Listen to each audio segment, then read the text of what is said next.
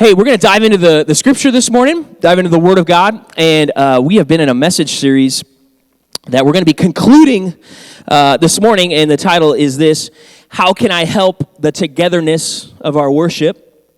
How can I help the togetherness of our worship? So this has really been a message series about how we worship together as a local church family. What does that look like for us?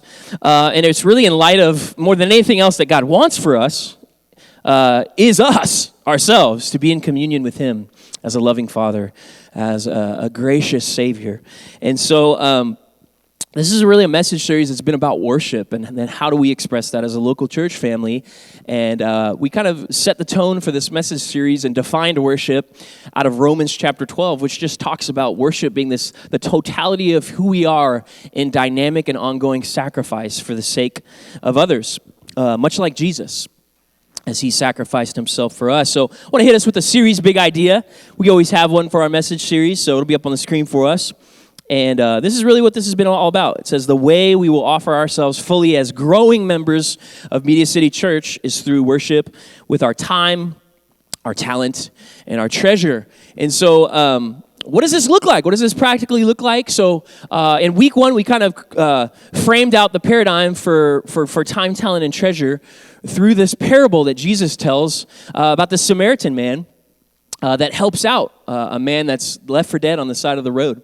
And the religious establishment, or the leaders of the religious establishment, those who were attendants to the temple, played roles in the religious temple, were actually the people that just walked on by in this parable. And this Samaritan man, he's the one who actually helps out. And it's interesting because the Samaritans were not viewed very positively in the religious establishment, just because they represent people that bred with other tribes, other nations. And so they weren't considered purebred Jews, so to speak. But it's ironic, this parable that Jesus shares, and we see this Samaritan man, he offers his time. When those others walked on by, what did he do? He offered his time to help. He offered his talent, attended to the wounds and poured oil and got him set up, and then connected him with an inn where he was able to restore and get health.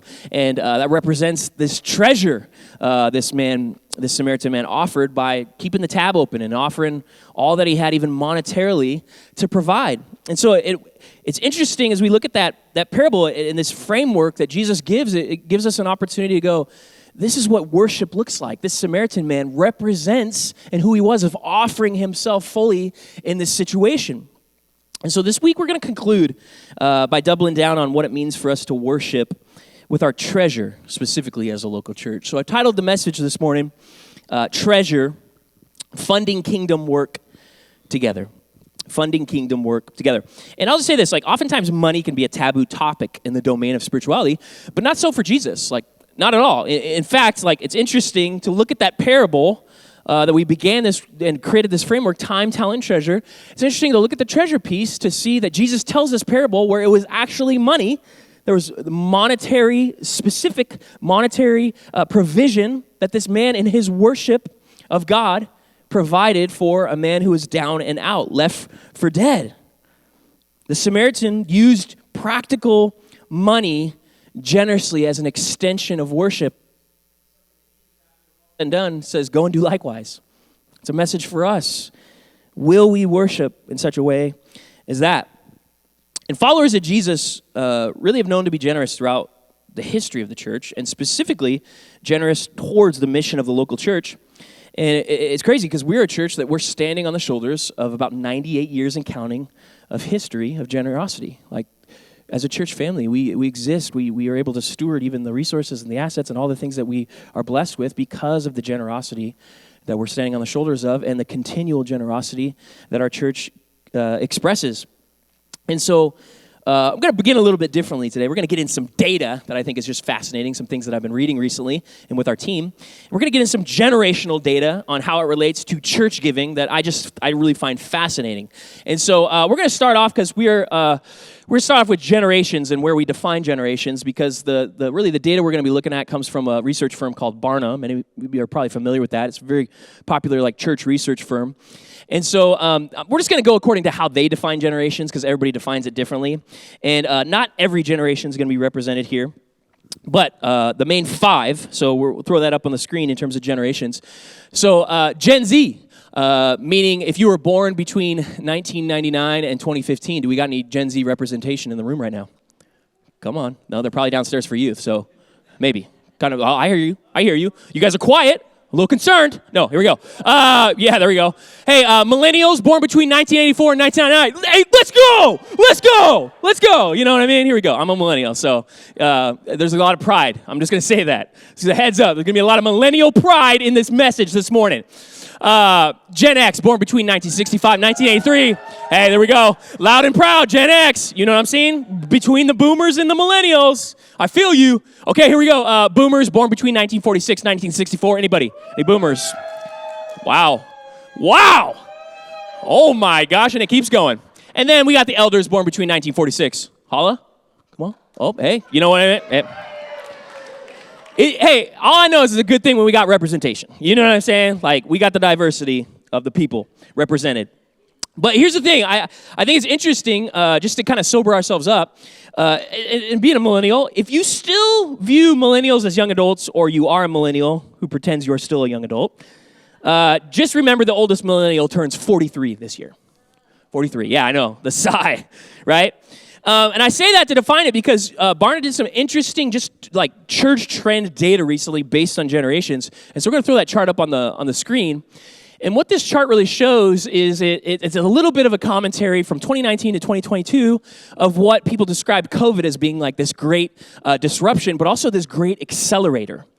Of just like how things that were happening began to accelerate in the nature of a global pandemic. And so one of the things that began to happen over the past couple years is that millennials actually became the most engaged when it came to gathering with the church. Starting in 2022, that data there that they did, and which kind of replaced the engagement of boomers who for a very long time were the ones that were engaging the church the most. And this is interesting just to kind of reflect on and look at, because I think once again, this just accelerated what was inevitable as people get older, as people change their habits, right? Is that contribution in regards to church is shifting.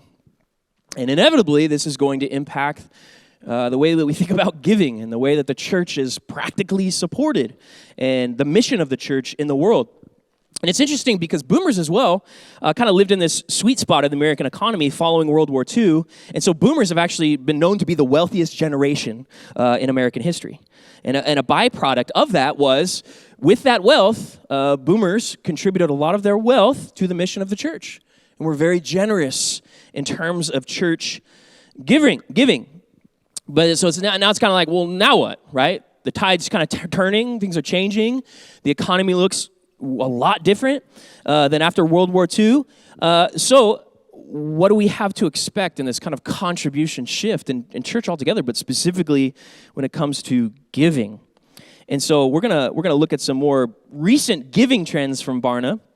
And so they did this in 2022 from a kind of survey of about 2,000 people all over the U.S. So it was diverse and not perfect like any survey. But they did a kind of a participation of giving to charitable organizations by millennials, Gen X, and boomers specifically. And so this is just charitable giving that includes houses of worship, that includes churches. So millennials, their engagement was the highest, 58%. Shout out to millennials, yeah. And then Gen X, 53%. Boomers, 57%. Now, some of you who maybe have paid attention to these things, I don't know if you have or haven't. I'm in the church space, church leadership space, so I'm always like looking at these kinds of things. But one of the things that's been said about millennials is, yes, they're charitable people. They're a charitable generation, but oftentimes it's to nonprofits other than the church. It's been in other spaces. And you might ask the question like, why? Maybe you're a person like, why is that? Why do millennials give, but they don't give to the church? And so I think it has a lot to do with we live in a culture of information that's widened kind of a generational view of cynicism as it relates to the church. For instance, spiritual gimmicks and frauds were much more isolated from the church decades ago. For instance, like Peter Popoff, and his holy water for $39.95 that promises blessing. It was more seen as a caricature of like a commercial that you would see on late night TV, right? Not like, hey, this is the guy that I'm listening to preach on Sunday morning, right? Like that it looks so much more isolated, the gimmicks. Now, though, what's interesting is the flow of information. There's a lot more awareness for us today about how corruption can actually exist in a lot of church systems. And there's a frailty, especially in how we've expressed church in America, for there to be a lot of suspicion. I just got to say this, like the amount of documentaries that I've watched, even just this year, regarding systemic problems, regarding influential churches, it's staggering, it's frightening. We have to figure out, like, what do we do with that? And this realization that the church is broken, and there's broken things happening within the church, which naturally would create a suspicion, obviously, as a person being generous towards a cause when it comes to the church. And I'll just speak for myself here as a millennial church leader. It's interesting. And I'll just say this, as although I've been sobered by the reality of like the dark underbelly and the nastiness of the local church, I'll say this for myself, like I as a millennial church leader, I now kind of have a drive to be a part of the solution. What does the solution look like? Although it's gross, although it's nasty, although sometimes it feels like I've had a peek behind the curtain, even in specifically these past 5 years, where I'm like, this is pretty screwed up, let's be honest. I think that we have an opportunity to make a lot of things right. I think that we have an opportunity to get more and more healthy. I think we have an opportunity to speak honestly and authentically about what's happening and progress our way forward through all of it. And I think there's a beauty in that. But it's interesting because in that same survey that Barna did, they did giving data on churches specifically. And even with that cynicism, even with that, all of it, right? Millennials, it won't be up on the screen, but millennials with churches specifically had a participation rate of 42%, which actually was 12% percentage points higher than their boomer counterparts, which clock in at 30%, which is encouraging. To know that, like millennials, they give, but they're not giving to the church specifically. It's like, no, actually the data's showing that that's not true. As the engagement, like I think there's a hope. I think there's a hopefulness of like, how do we continue to lead the church forward humbly? How do we create systems of accountability? How do we create systems and personal habits and things where accountability is big, where there's not harm and there's not abuse happening in the church? And so, long story short, financial support towards the local church seems to be in good hands. But it's also interesting because concerning wealth, we also are engaging and beginning to lean into a cultural phenomenon that's called the Great Wealth Transfer. And this is staggering to me too. I don't know if you've heard of this. We are basically going to experience the most significant wealth transfer in human history in the next several years. I don't know if you've heard about this.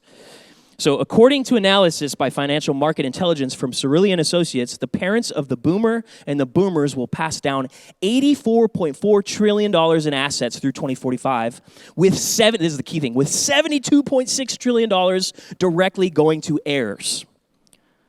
The great wealth transfer is expected to make millennials the richest generation in American history. All the millennials are like, yeah, you know what I mean? No. But I think this is interesting. There's a quote from an article I read. Let's look at this. It says this. This is a guy, Jack Kelly. He's a Forbes senior contributor. Wrote an article about this, the great wealth transfer. It says the transfer of wealth to millennials could lead to a shift in the job market, as some may choose to pursue entrepreneurship or take time off work to travel or pursue other interests. The influx of wealth could lead to increased demand for certain industries, such as luxury goods and services. The wealth handover will have a significant impact on the economy. Millennials are expected to hold 5 times as much wealth as they do today by the 2030s. This could lead to increased consumer spending, investment, and economic growth. The stock market may rise as money is put into investments. And I say all this because I think it brings us back to a very human issue for all of us. We're talking very generationally, but it's that question of how are we going to steward our wealth? And that's kind of the question in this series, and specifically this morning as we confront this idea of treasure. How will we worship our treasure together as a local church? What does that look like? And once again, all this data and stuff, and you're like, oh, I'm not a millennial. I'm not wealthy, right? One of the greatest tools, I think, online is givingwhatwecan.org, which you can just put in an annual salary, and you can figure out from a global perspective, how wealthy we are, even as American citizens. So I typed in, I just put in $5,000. If I made $5,000 last year, basically you're richer than 63% of the global population. So it just reminds us, I think, how blessed we are. There's hardship. I don't want to minimize our story and then the hardships and, especially for our city and the strife. So much instability has happened this year.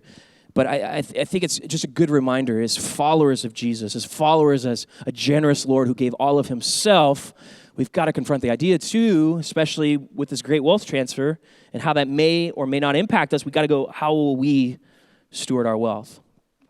And once again, Jesus doesn't shy away from money. Specifically, he speaks directly to this cultural reality for us as we reflect on it this morning. So Matthew chapter 6, verses 19 through 24. Those will be up on the screen.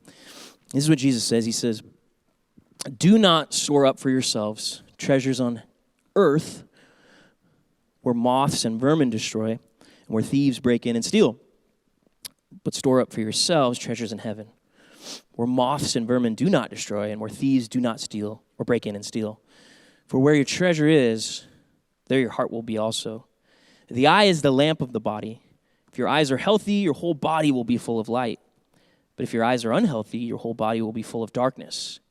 If then the light within you is darkness, how great is that darkness? No one can serve two masters. Either you will hate the one and love the other, or you will be devoted to the one and despise the other. You cannot serve both God and money." It's really interesting because this is a scripture of priorities. I think this, once again, gives us back to this tone of worship, what it means to worship God, what it means that Romans 12, offering our bodies as living sacrifices. And Jesus is creating a priority between these kind of two topics of heaven and earth. There's heavenly treasure, there's earthly treasure. And I'd say like a misguided, immature spirituality, especially when it relates to Christianity, might say, well, yes, all heaven and no earth, right? But we see this time and time again in Jesus' ministry. He refuses to do that. He refuses to separate the horizontal and the vertical, but actually marries those two things together and shows that you can't do one without the other. But he is also constantly prioritizing what does our dependence upon God himself look like? And when there's other things that get in the way of that dependence, that becomes an issue of worship. So what we have here is, once again, this issue of worship. Of when we have the priorities out of order, it begins to influence the rest of our lives. It's worship God and desire heavenly treasure, and the earthly things will find their appropriate place. And I love how Jesus, he's emphasizing the fragility of earthly possessions as well. Like, just this idea, like when we die, we can't take it with us. So we got to also put it in its rightful place. Back to the beginning of those verses we just looked at, Jesus says, "Do not store up for yourself treasures on earth where moths and vermin destroy, where thieves break in and steal, but store up for yourselves treasures in heaven where moths and vermin do not destroy, and where thieves do not break in and steal." It's interesting because he's using a cultural backdrop of what was happening during that day of how people stewarded their practical money and the fragility of all of it. Protecting your money looked like a lot different, basically, in Jesus' day. And so there was a reality of robbers could literally dig through your walls and steal your safe, or what was known as your strong box, right? And so there was if you're wise about it, there was three typical options that you as a person was like, I want to steward my money, I want to keep my money safe. If I find myself to be vulnerable of this reality happening, of people literally digging through my walls and stealing my money, you could keep your money invested with the money changers. Now, this was a racket in Jerusalem, and if you have ever read the Gospels, you know that this is the reason Jesus flipped over tables in the temple, because of these people that created such a racket that converted money and essentially abused and took advantage of people. And Jesus is like, no, that's not me, and that's not my Father's business. This is a place of prayer, right? So, yeah, you could do that, but it's like today, you want to get your money invested with the mob, that's on you. Probably not a good idea. That's you. That's an option, but that's on you, right? Deposit it in a temple for safekeeping. So actually, this was a really safe option, is that you would trust the religious establishment, and robbers, because they didn't dare touch God. They're like, we don't mess with God. They had that sentiment still of hey, when it comes to God, there's a sacredness to that, and so this was a common way for people to store their money. Or you could bury it in the ground. But as Jesus is alluding to, things lose value because vermin can come by, right? moths can destroy, and rust would impact the value of physical money. So there was limited options during that day, and there was a lot of, obviously, suspicion around banks and the way that things operated during this time into this culture.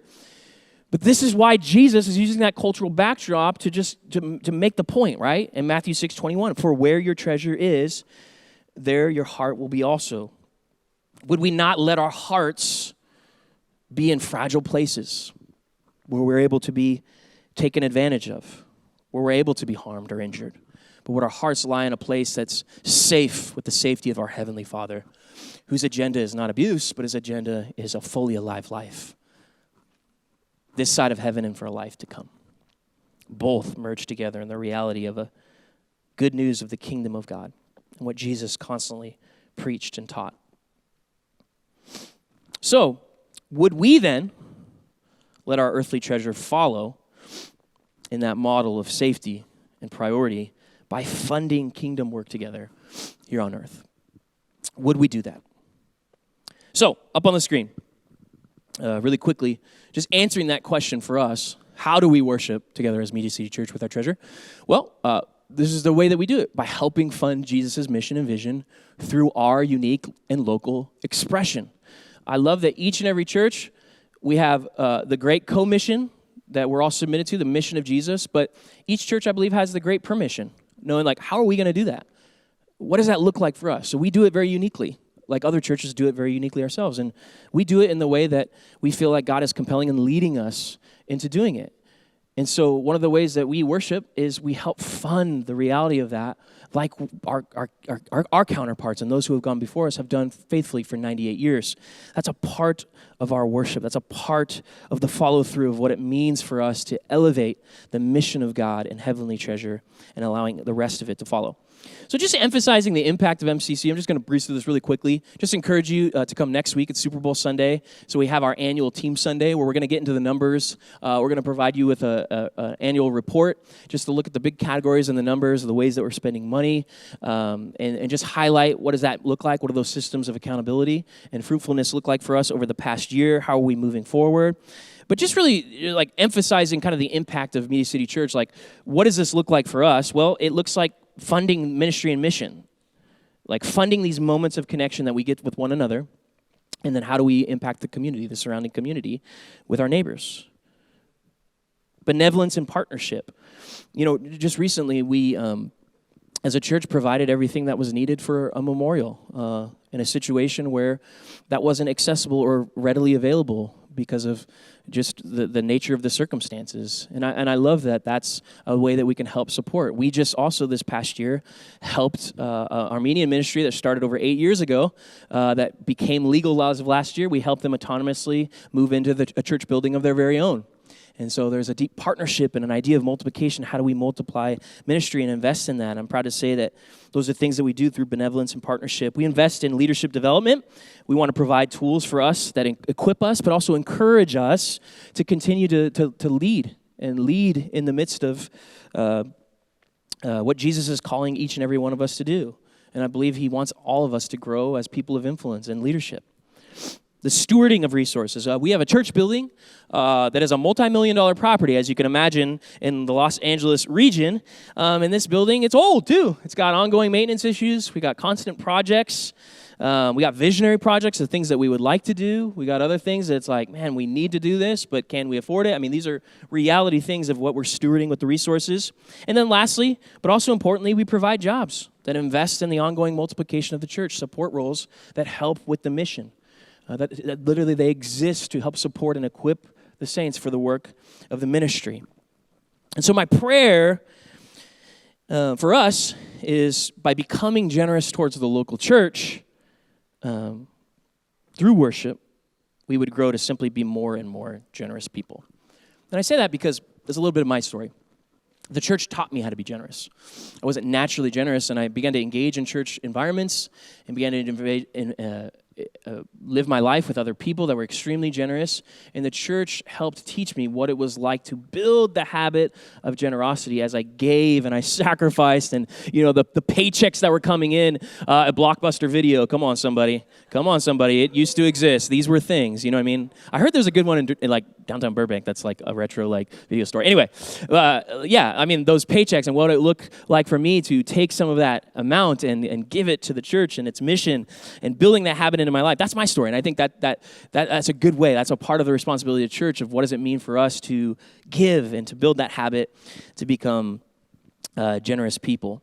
But like any new habit, and this is where we're going to kind of land the plane this morning before we reflect in communion, is growing in generosity is hard. It's not easy. It's a process, right? So we're going to get really practical, and I think this is a good place to kind of land and even land the rest of the series of like, what does it mean to build habits? We're talking about treasure this morning, but we talked about a lot of different habits that existed within what does it mean to worship God with our time? What does it mean to worship God with our talent? And so I think this is a great place to land as we think about that, and more specifically, obviously, for this morning when it comes to treasure or our monetary gain and how we're generous with that. So we're going to land with this concept in psychology about gaining any new skill called the 4 stages of competence. Anybody heard this? The 4 stages of competence. It's really, Galley's like, yeah, here we go, This is something that helps us kind of create language around how we learn any new skill. And then I want to kind of frame it up for us of how that helps even specifically when it comes to the habit of giving, so to speak, and how we as a church can come alongside you and help you. So up on the screen, we'll have that first one, which the 4 stages of competence. So we got an x-axis and a y-axis. The x-axis is about competency levels, and the y-axis is about confidence levels. And so if we go to that next slide, the first kind of stage of competence is a dot that exists right there, typically higher confidence, lower competency, and what we would call unconscious incompetence. This is the idea of you don't know what you don't know, right? These are things that we aren't even aware of that we don't know yet. But obviously, as human beings, like oftentimes, like really, really confident, like, yeah, I got it. You know what I mean? And then it's like, at some point in your life, there's like a dawning moment where you're like, no, you don't, right? So that transitions into the next phase right here, which is conscious incompetence. So that is where we become aware that we are incompetent. So as you can imagine, there's a plummeting nature to this where our confidence goes down. It falls off a cliff because we realize that we don't know everything. And so for us, in terms of our like spiritual language or spiritual formation language, the phenomenon and the process of that journey between those first two, go on the next slide, would be what we would describe as exploring. In our spirituality, this is the season where Jesus says, come and see. Come check it out. See what I'm all about. We see this early on in the Gospels, right? We talked about this last week. So this process we would talk about exploring. And so for us, let's talk about generosity in general. For us, the main tool that we're going to use when it comes to exploring, when it comes to generosity, is teaching the Bible. And once again, continuing to elevate the fact that Jesus prioritizes money and talks about money a whole lot, which makes us aware that like a part of my worship, a part of everything that I am, the totality of who I am, includes the resources that I have. And so a big tool that we're going to use is like, man, let's prioritize generosity and the habits of generosity like Jesus. And if there's an unconscious incompetence about it, man, let's make people aware of the reality of what it looks like to grow as generous people. That's what it means to be a follower of Jesus. Everybody tracking here in the 4 stages of competence so far. We got 2. We're going to keep moving here. Okay, next one. So then the conscious incompetence would transition over to conscious competence. So kind of what makes up this stage is from I don't know what I don't know to I'm aware that I don't know, but I'm not very good at it. This is like where the conscious competence and the confidence begins to rise because you're going, no, I can actually do this. I'm doing it. I'm beginning to engage in something that I never did before, right? And so for us, and we'll go to the next slide there. That's what we would call in our spiritual development language, developing. So exploring was more of the come and see. We see that early on in Jesus' ministry. And then that transitions into, okay, here's what it means to be a follower of Jesus. It kind of turns into a come and see to a come and die, right? Where Jesus is like, you got to carry your cross. And like suffering is a part of this journey. Like it's not a part of like if suffering is going to happen. It's like when it happens and like what are you going to latch onto in your life? And Jesus promises for us as followers of him through the valley of the shadow of death. Come on, somebody. To be the one that even though it's dark, even though it's gross, even though it's a pit, this is not a vision that Jesus had of upward mobility, downward mobility, into the pit, where we learn where there's gold within it. Where when we get out of it, those become the currencies of how we gather around others and help encourage others to just normalize that suffering is a part of life. I know some of you in the room, you're going through a season of suffering. Can I just say right now, like, that is normal. Let's normalize this. God is not mad at you. God is not punishing you. We sometimes can build a wonky theology in these dark places because we don't have handles to grab onto. But let me remind you, like, this is normal. And in fact, God uses this as ammunition for his glory. With the things that are meant for evil be turned around for good. But this is hard. It's a dip. This is where we give up. This is where we prefer to go backwards. This is where we ask for a leader to take us there. Church leader, this is uncomfortable. Take me back to comfortability. We will not do that. Because we're saying, how do we move through the pain?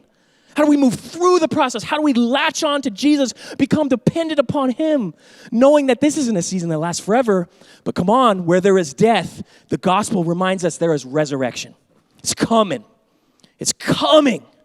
And I believe that personally for you if you're going through a dark season right now. I also believe that corporately for us as a church. Man, the glory days, they're coming. They're coming. Come on, somebody. So anyway, I say this because, once again, we're talking about generosity, like the habit of generosity, but this applies to any new skill, and this also applies to our formation. So there's development, and that process between conscious incompetence and conscious competence, that's what we would describe as developing. That's that come and die. Okay, and then the next would be what we desire, which would be called unconscious competence. So this is where you build a skill so much, like you don't even know you're doing it anymore. Right? Actually, I want to go backwards.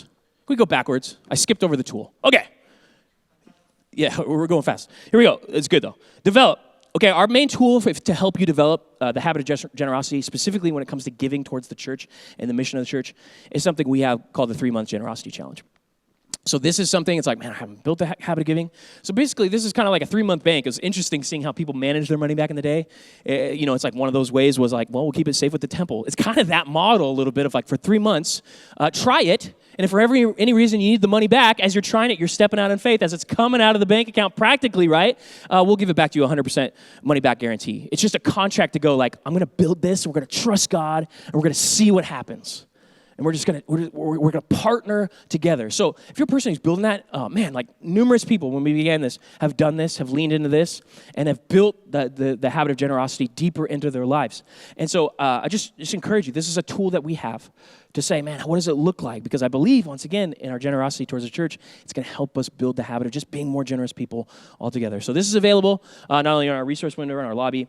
And so just encourage you as a tool to help you maybe jumpstart getting and building that confidence of like, I can do this thing. Like this is why we have this, to help you in that development phase of your spirituality, building that habit, much like any spiritual discipline. Okay, we'll keep moving here. Sorry, I'm getting too excited.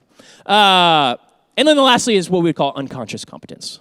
So yeah, this is where you're not even aware that you're doing it because you've built the skill, right? I don't even think about it anymore. And so to help kind of with the process, to help model that in that process, or what we would say in our spiritual formation, this would be the season of what we call modeling. This is where the process of formation at the end of Jesus' ministry, he tells Peter, feed my sheep. It's like, do you love me, Peter? And there's this constant back and forth 3 times, much like Peter, time and time again, which I literally just read this morning. Another instance of 3 with Peter when he's basically like, I can't eat that, Lord. And then Jesus is like, no, like you can eat that. That's the old law, and this is a new law. It says that it happened 3 times. I'm like, there's this pattern with Peter and 3 that's fascinating. But in this moment at the end of Jesus' ministry, he's like, I love you, Lord. Okay, then feed my sheep. I love you, Lord. Feed my sheep. I love you, Lord. Feed my sheep. So this agenda that goes, we will gain influence and we will become people that model our spirituality into the life of others. Once again, the gold that we learn in that development phase is the gold that then we use to serve other people in the modeling phase of our spirituality. And once again, this isn't like this like, okay, once I've become a model, like there are so many different things to explore and learn. Man, you better believe we are ignorant people with a lot of unconscious incompetence that God is going to continually make us aware of. But specifically when it comes to giving, I just want to talk about that, model generosity. So this is why we also have tools such as like our church app and online giving, because it allows you to be like, okay, I'm going to set an amount, and I'm going to do it. And once again, like, this is the pattern that Callie and I have tried to build into our lives. So we do the tithe thing, right? And once again, tithe can be very oppressive in church culture where it's almost a requirement. I would encourage you to watch a message series that was last year we called Unguilty Generosity. That's how we think about money in our church and participants within our church. Our big thing is like we want you to help you grow in generosity. And sometimes the tithe can be a 10% membership fee at a church, and that is not what we're doing here. But I will say that this is what's helped Callie and I. We use this as a tool. We take 10% of our gross income, and we tithe in our app. Every month it takes out. It's happening. We don't even think about it anymore. To a degree where I'm like, it's, every now and then I want to like take a physical check and like maybe put it in like the thing to like reminds us. But unconscious competence. It's like that would have been crazy to think about. Once again, when I was working for Blockbuster Video, trying to grow, like thinking about it now, it's like, how did that happen? Well, once again, the church helped us continue to be more and more generous and taking our budget and saying, how much of my budget, taking a percentage and saying will be dedicated to the mission of God and the work of God that keeps our hearts in a place where Jesus is treasure and the priorities of God are priority. This is what we want for all of us. And this is a process that we all find ourselves at different points in the journey. The big thing for us is it's to pretend. We don't want to pretend as followers of Jesus that this whole money thing's not a part of that. No, we're not going to be that. We're not going to pretend that. Like the agenda for Jesus is how do we grow in our generosity? How do we grow in prioritizing, funding the mission of God? And so I want to hit us with our series of big ideas as we kind of wrap up, and we're going to conclude with a communion. But what up on the screen says this: the way we will offer ourselves fully as growing members of Media City Church is through worship with our time, our talent, and our treasure. And so my prayer, put this in my notes, would we not just be nominal and compartmentalized participants in the work of God in the world, but would we help the church growing to worship fully together? The church doesn't have a mission, but the mission has a church. And so would we be people that fund the reality that the church encapsulates this beautiful mission that Jesus has commissioned in each and every one of us? So once again, we're going to take this next few moments to reflect. If you haven't yet, this will be a good moment. I'm going to invite Callie up, our co-lead pastor, who's going to lead us in this. If you haven't yet grabbed one of these communion elements, they are available at the stations in the back, so it's be a good time to grab it as she gets kind of settled in. But we're going to take this time, as we normally do, to reflect. And specifically this morning, we're going to reflect with that posture of the Lord's table and the communion elements of his body and his blood. Okay, so today, as we do communion, which we do at the